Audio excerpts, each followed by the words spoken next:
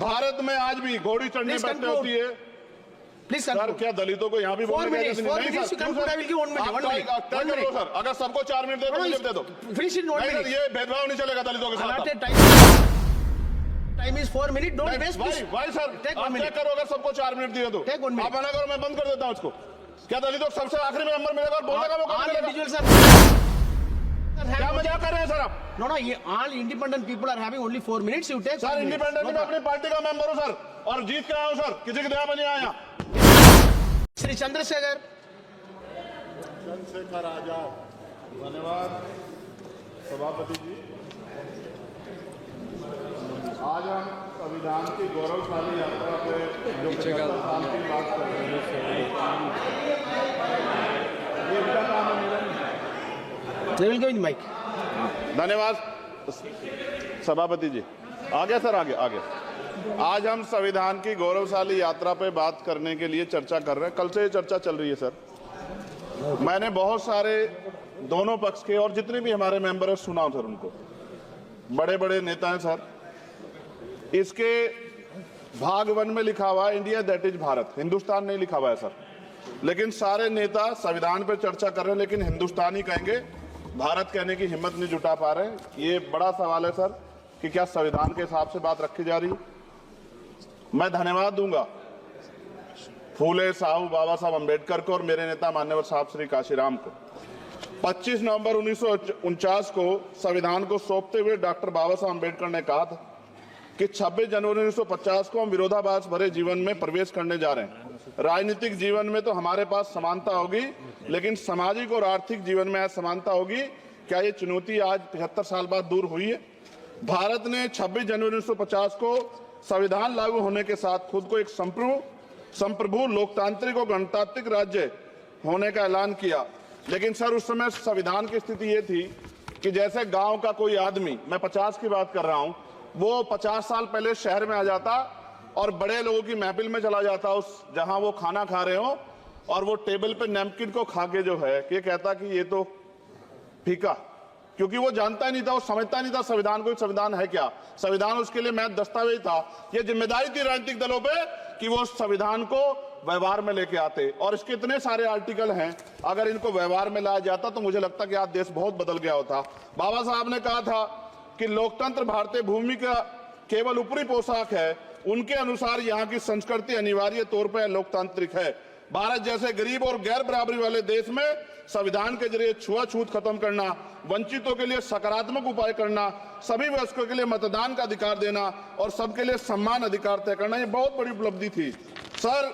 ये संविधान है कि आप वहां बैठे हैं और मैं यहाँ खड़ा होकर अपनी बात रख रहा हूं, और इस देश में आदिवासी महिला के तौर पे जो है राष्ट्रपति बनी है, और प्राइम मिनिस्टर तो नहीं बना, लेकिन शेड्यूल कास्ट के बड़े नेताओं को भी जो है राष्ट्रपति बनने का मौका मिला। इस संविधान की देन, अगर वोट हम पे नहीं होता तो शायद अमीर और जो राजा महाराजा खुद को मानते हैं हमारी गलियों तक नहीं आ पाते, हमारे हाल नहीं जान पाते। आजादी का मतलब सर सिर्फ अधिकार पाना भर नहीं है, इसके लिए हमारे संविधान में सरकार और नागरिकों के अधिकारों के शासन के कर्तव्यों का विस्तार से उल्लेख किया गया है। बाबा साहब ने संविधान सभा में दिए गए भाषण में कहा था कि स्वतंत्रता आनंद का विषय है, पर अब हमें अपनी जिम्मेदारियों पर भी ध्यान देना होगा। संविधान ने सुनिश्चित किया कि रानी के पेट से राजा जन्म नहीं लेगा, वोट से नेता तैयार होगा। आर्थिक बराबरी के लिए सरकार क्या कर रही है? गरीब और गरीब हो रहा है, अमीर और अमीर हो रहा है। सुबह उठते कहीं बम की धमकी मिलती, कहीं दंगे की। ये अमृत काल है सर या धमकी काल है? कितना बढ़ रहा है आर्टिकल 15 सर। भारत में आज भी घोड़ी चढ़ने बैठने होती है। प्लीज सर, क्या दलितों को यहाँ भी बोलने की इजाजत नहीं? सर, अगर सबको 4 मिनट दे दो। ये भेदभाव नहीं चलेगा दलितों के साथ। Time is 4 minute, don't waste. भाई सर, आप चेक करो, अगर सबको 4 मिनट दिए तो आप मना करो, मैं बंद कर देता हूँ उसको। क्या दलितों को सबसे आखिरी में नंबर मिलेगा और बोलने का मौका मिलेगा? क्या मजाक कर रहे हैं सर आप? नो, ये all independent people are having only 4 minutes. You take. Sir, independent में अपनी पार्टी का मेंबर हूँ सर, और जीत के आया हूँ सर, किसी की दया में नहीं आया। Take 1 minute and finish. Sir, कल भी बोले तो एक दलीय पार्टी के लोग, आप मौका दो सर। मूछे रखने पर हत्या होती है, महिलाओं पे, छोटे मासूम बच्चों पर रेप हिंसा होती है। एनसीआरबी का डाटा देकर डर लगेगा।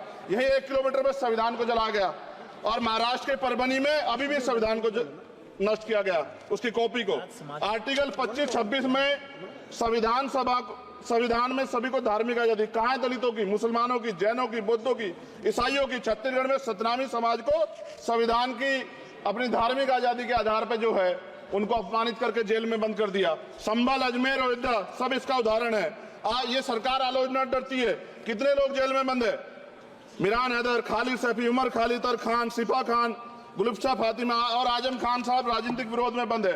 सरकार यहाँ बैठी है, सरकार सामाजिक न्याय की बात करती है। बताए कितने दलित मुख्यमंत्री बना रखे हैं आपने? 13 ज्यादा सरकार स्टेट में सरकार है। कितनी महिला मुख्यमंत्री है? आपकी सरकार ने सुप्रीम कोर्ट के आदेश के बाद रिजर्वेशन प्रमोशन में जारी नहीं किया। और ओबीसी को पॉलिटिकल रिजर्वेशन आप देंगे नहीं देंगे, आप बताने का काम करें।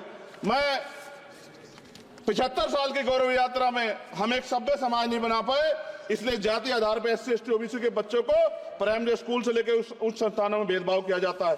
सरकार निरंकुश हो गई, कोई बुलडोजर से कार्रवाई करता है। कल मंत्री जी ने कहा हमने राष्ट्रीय पिछड़ा वर्ग आयोग बनाया, 69 शिक्षक भर्ती में उसकी सिफारिशों को नहीं माना। EWS के जरिए आपने संविधान पे आरक्षण के प्रावधान पे हमला किया। 1 मिनट में खत्म कर रहा हूं सर। संविधान सर, न्यायपालिका में आर्टिकल 124 ये कहता है सर, ये अधिकार जो है। Sanjay sir ji please conclude. Sir 1 minute में प्लीज संविधान में न्यायाधीशों की नियुक्ति का अधिकार राष्ट्रपति के द्वारा होना चाहिए, अभी तक नहीं हो रही है। All India judicial service commission कब बनेगा? क्या चंद परिवार ही सर जज बन सकते हैं? और आज हम सर, मैं सरकार से सवाल पूछना चाहता हूं सर, सेवाओं में SC ST OBC वर्ग का कितना प्रतिनिधित्व है?